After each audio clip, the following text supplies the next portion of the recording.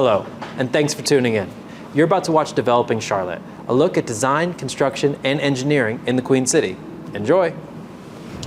I will say I'm a Gen Xer, which is readily identifiable by the need for readers to look at a piece of paper, largely blaming that on the use of technology. So, see how we do.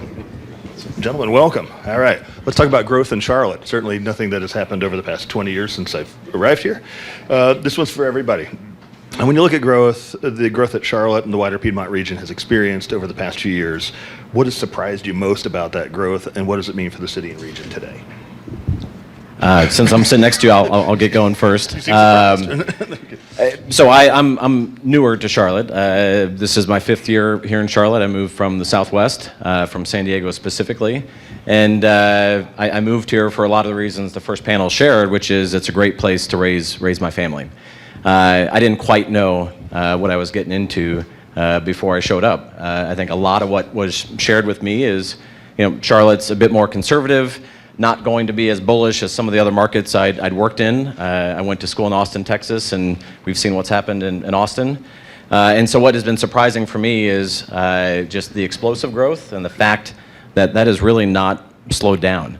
And it's been extraordinary in terms of our growth of our business. We'll tie some of the themes from the first panel to what that means for workforce for us in the construction, engineering, and architecture world. But the fact that it's continued to kind of build momentum and that the story is out there, right? I didn't know a lot about Charlotte, but all my colleagues across the country now know what is going on here, and it's pretty special. You heard about the pollen, by the way? Yes, okay. Yeah. I have a pressure washer. Okay, excellent. Yeah. Good morning. I'm Keith Petker with Petker Construction Company, and with regard to this region, it's amazing how diverse and resilient it's been. And I think what it has going for it right now isn't just the financial sector being so strong, and obviously for decades it's been a financial hub, but as trade starts to move from across the Pacific to across the Atlantic, the Charlotte region is really going to be set up very strongly as a logistics hub, a transportation logistics hub. And you're starting to see that now with manufacturing, European investment, the EV investment. And so that diversification is important because as we get to these instabilities, potential recessionary,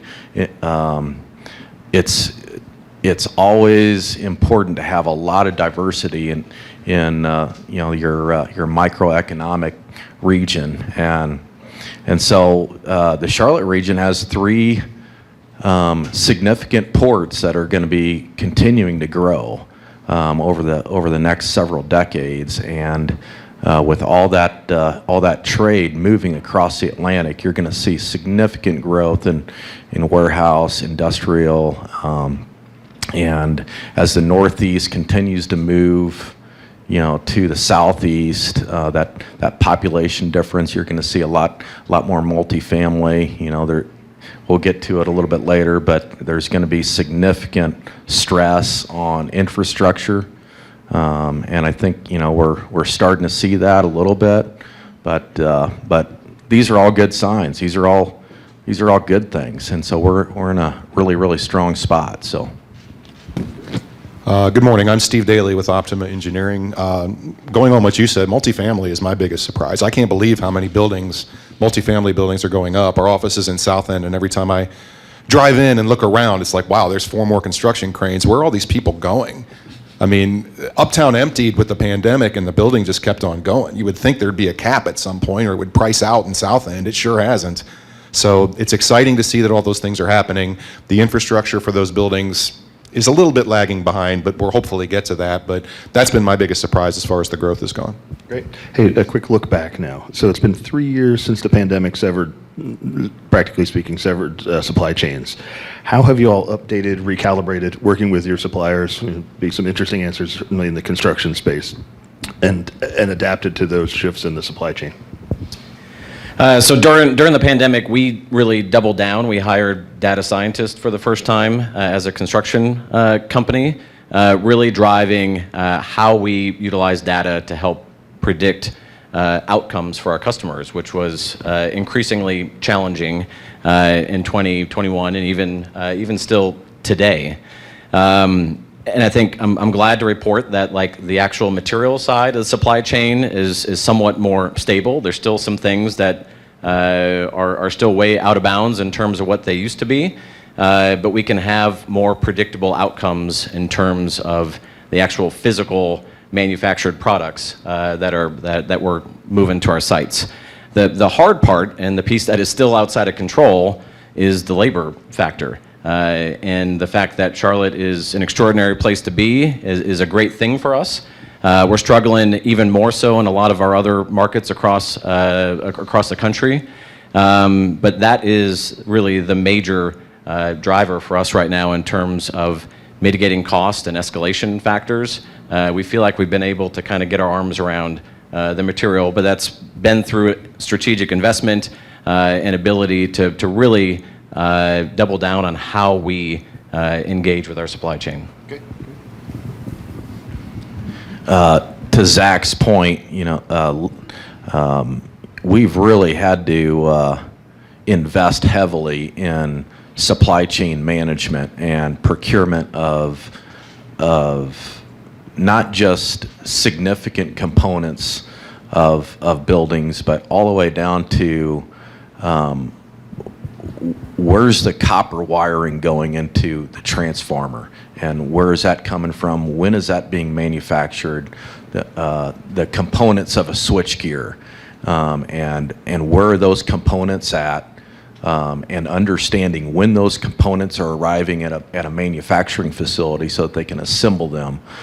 We've really had to dig into those details so that we can educate ourselves and then properly communicate that to our clients. And the biggest issue is not understanding. So that our clients expect us to understand where things are at, and so that we can properly convey and educate them on, and they can plan accordingly. And we're still challenged with it, but we've had significant supply chain conferences and invited manufacturers and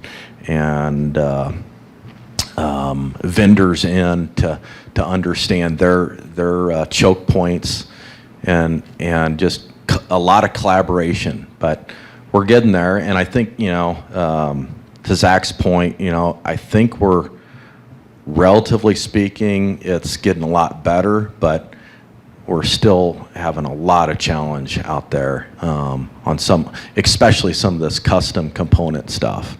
So. Yeah, very well said. I see a lot of our construction partners in the room, and I really appreciate the fact that you're staying on top of that. We've seen it go from roof insulation and even fasteners on roof insulation being the big choking point to being switch gears and even panel boards for electrical stuff, and then generators and transformers seem to be the big thing. If you own a transformer, you've got something. So having that available has been a big deal. And then that DOE upgrade at the beginning of the year has now started to affect the mechanical equipment, and that seems to be the big choke point right now, is getting the units on site and temporary units showing up everywhere, and how big of a problem that produces. And honestly, until we don't have to rely on overseas products, the chips, all the kind of things that make our stuff work, this is going to continue to be a problem. It's trying to predict what it's going to be next is like shooting fish in a barrel. Maybe we need some of those intern dartboards to throw at. Is it going to be rooftop units next, or are we going to have to go into old schools and pull out panel boards to install them in new schools? But I don't really see an end in sight, and I do see it getting better, but it's going to be the next thing until we're not so reliant on overseas products. Fair enough. And let's see, you and Zach had touched on this earlier. As Charlotte continues to grow and the influx of new residents and companies are settling into the wider region, do you see the nature of projects that you're working on changing, and how is that growth influencing what you're working on? Really both in terms of asset class, the technical sophistication, or just the overall size and style? I know there's a lot there, but it's for everybody. So we're not doing any big high-rise commercial office buildings right now, which is a bummer, right? All those tower cranes I drive by, our offices in the lower south end are all multifamily. That's not something that we specialize in. It's not what we do.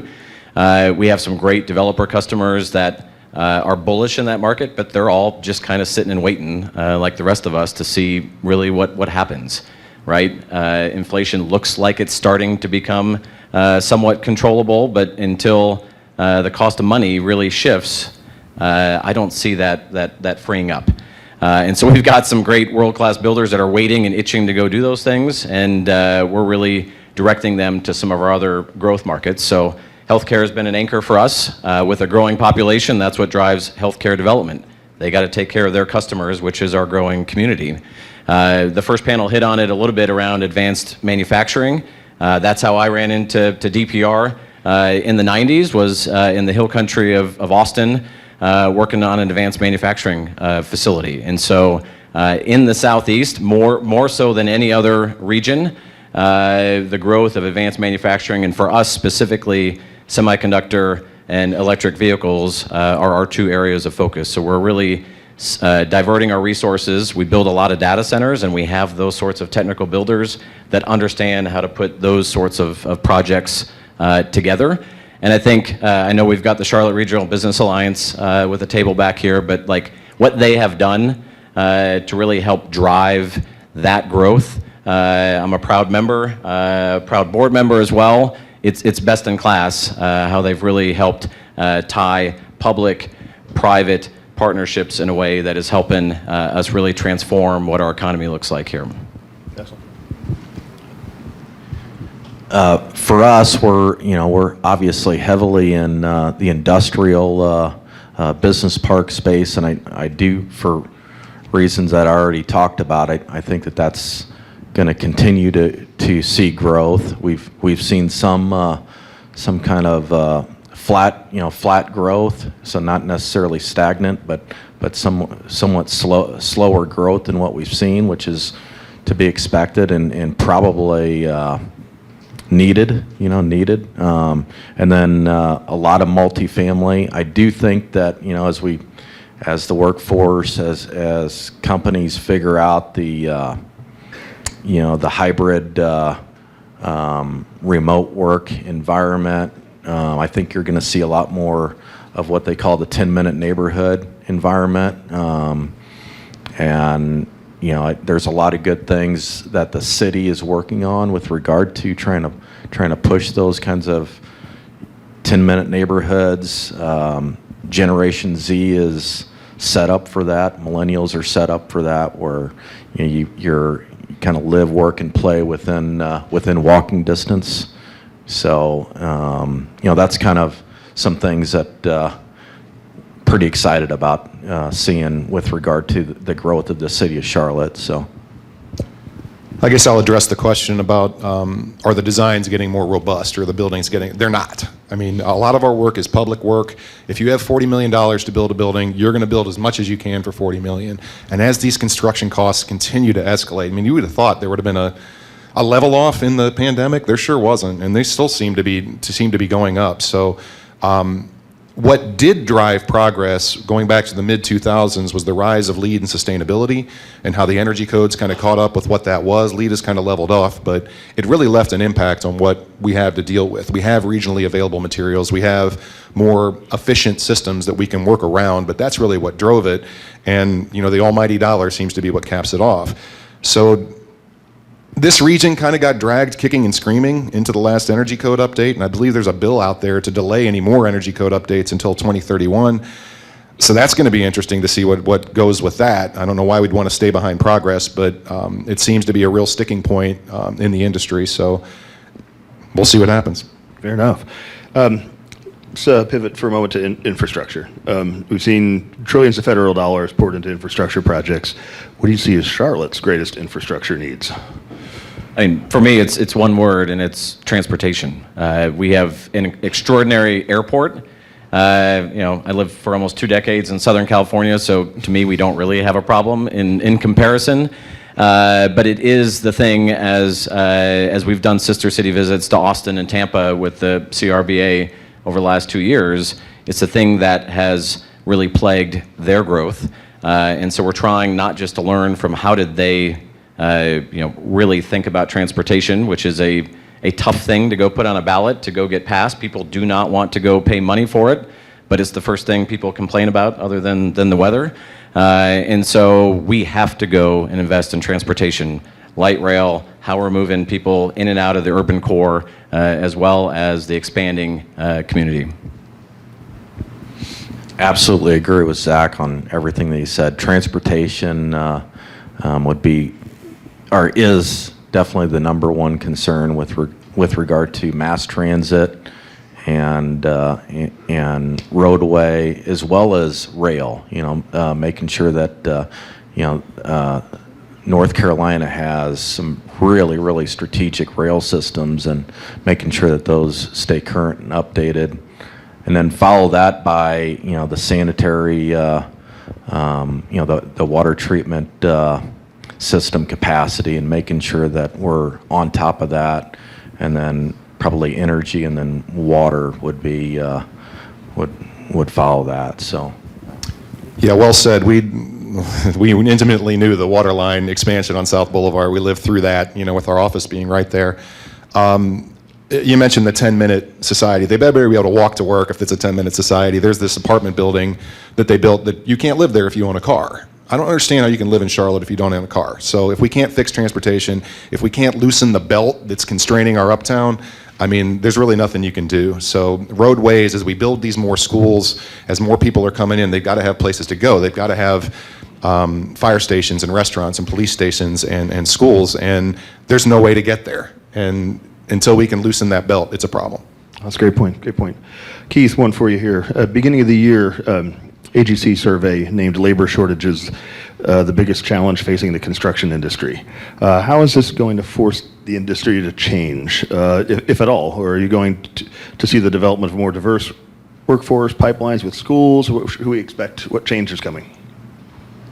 Well, our industry has got to broaden its inclusion. Number one, we have some significant trade labor shortages, and I think that we're on a path of educating educating the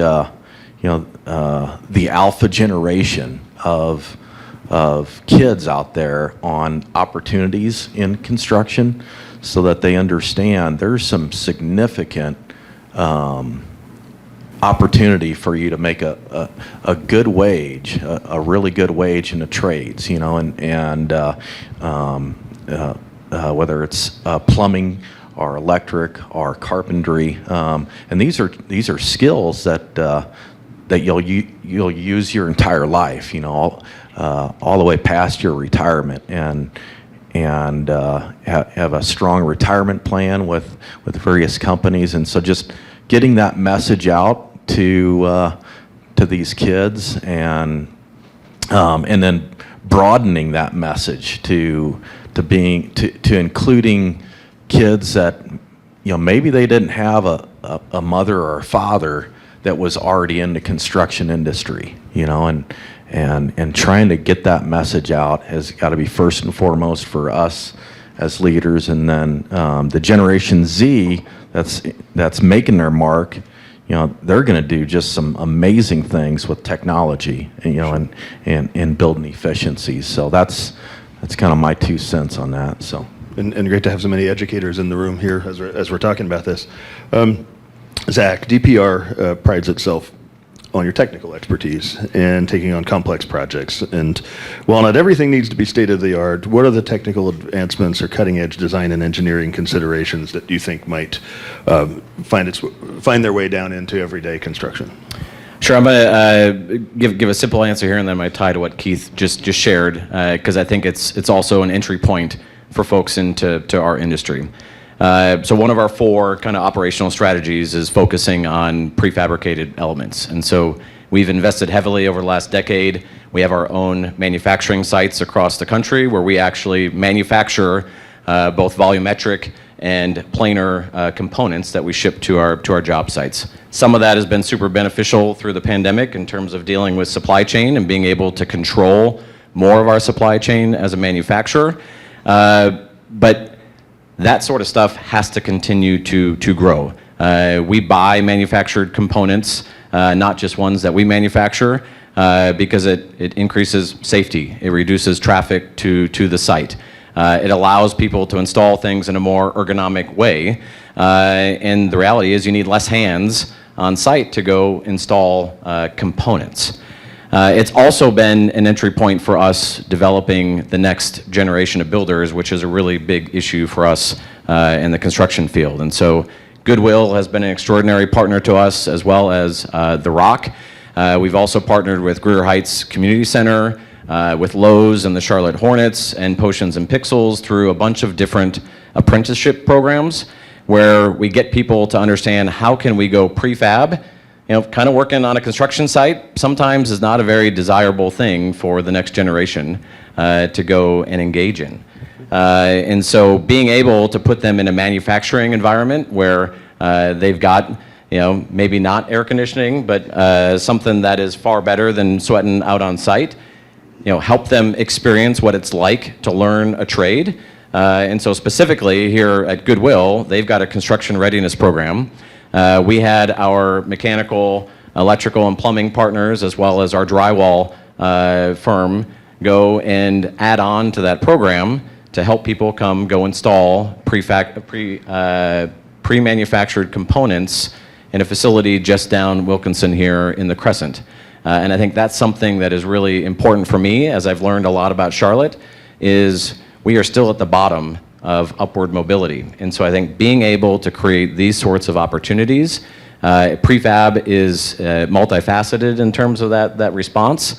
But you can go be a plumber and make six figures and not have student debt and really help elevate your presence in the community. Taking that self-performance to the next level, for sure. Steve, you mentioned in your interview with Invest how Optima had designed the 10 energy-positive buildings in the Carolinas. As environmental concerns become increasingly prescient in line with the region's continued growth, what would you urge developers, contractors, and other engineering firms to keep in mind when looking to incorporate sustainable elements into their projects? Good question. There is really no push for net zero in the South, and a lot of that is because energy is so cheap. But as everything else inflates, utilities are going to be right there. This is going to happen. Duke's going to get theirs. They bought PNG. There's a movement out there to phase that gas out of our buildings in the next 30 years, 20 years. I mean, that electricity is going to start getting a hell of a lot more expensive, and we need to be prepared for it. You mentioned the prefab stuff. A lot of the schools we did in Myrtle Beach had prefab mechanical penthouses that were just assembled on site. That was a big part of being able to do that.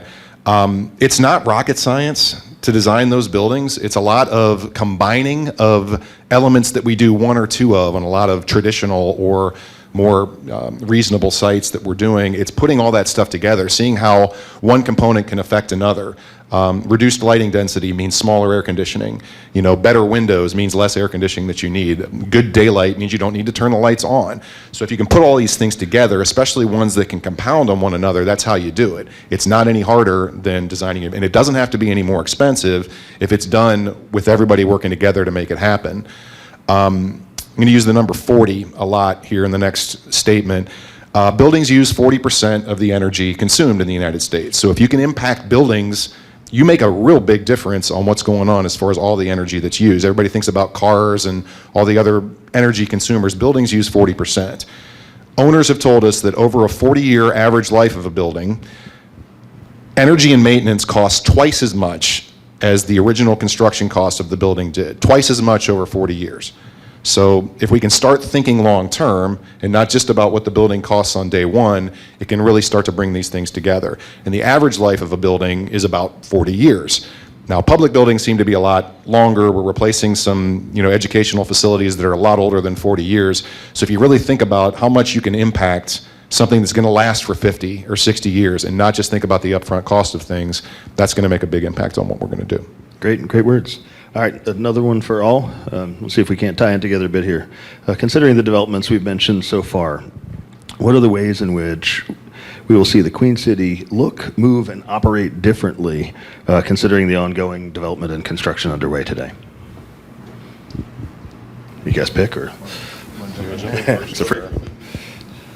Well, I think it kind of wraps up to everything that we were talking about earlier with regard to growth, demographic growth, market growth, geographic footprint growth, and the diversity of the market sector. So I think you're going to see, a much more inclusive community, because you're getting here in Charlotte a lot of different demographic individuals moving in, and so it's an exciting time. It's really exciting to see. I'm originally from the St. Louis region, and that's a much more mature market. Its heyday was in the 1920s to the 1950s, and with regard to growth and stuff. And so it'll be really interesting to see, as the city of Charlotte, as the region, and as the entire state kind of grows through this significant growth, what comes out in the end. Sure. So, how many Charlotte natives in the room? Show of hands. It tells quite a story, right? Welcome, everyone. I'm not one of them. I don't know if any of my fellow panelists up here are. I'll go back to what the last panel said about the diversity and inclusion plan and, growing interns. We have one of our interns with us today at our table. We've really tried to expand that and really kind of relook at how we internally grow our people and how we find talent using those non-traditional employees, those guys that are coming from a contracting background into the engineering side, the guys that know what's going on, out in the field, bring a lot of wisdom into what we do. So we've really tried to take a second look at how we're going to try to attract our people and how we're going to move forward with that. And that's the only way we're going to be able to do it. We can't rely on the traditional route that we've used in the past. And the differences in corporate culture, that I can't get your work done if I can't keep my people. And it's a very competitive market out there in engineering, and we know it. So, we've really tried to shift our focus on making, our particular place the best place that everybody wants to work. And I think that's a huge part of what we need to do moving forward.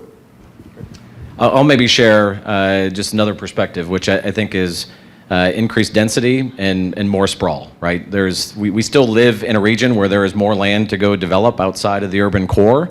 That's specifically attractive to advanced manufacturing. We got Eli Lilly in Concord. We're going to continue to see that sort of growth from a more technical workforce.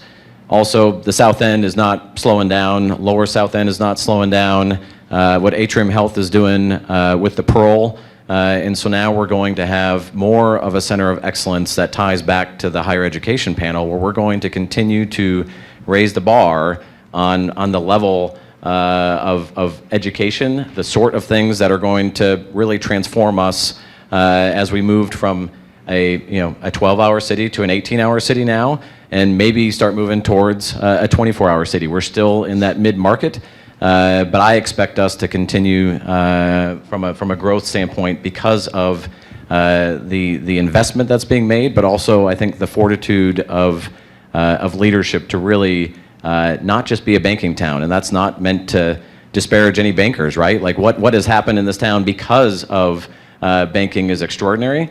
But I think what is going to be exciting to watch is how we continue to expand market sectors with the talent that we have here. Great. Thank you, gentlemen, for your insights. Thanks, Capital Analytics. Abby? Oh, I don't know if you're not supposed to speak next, then I'll.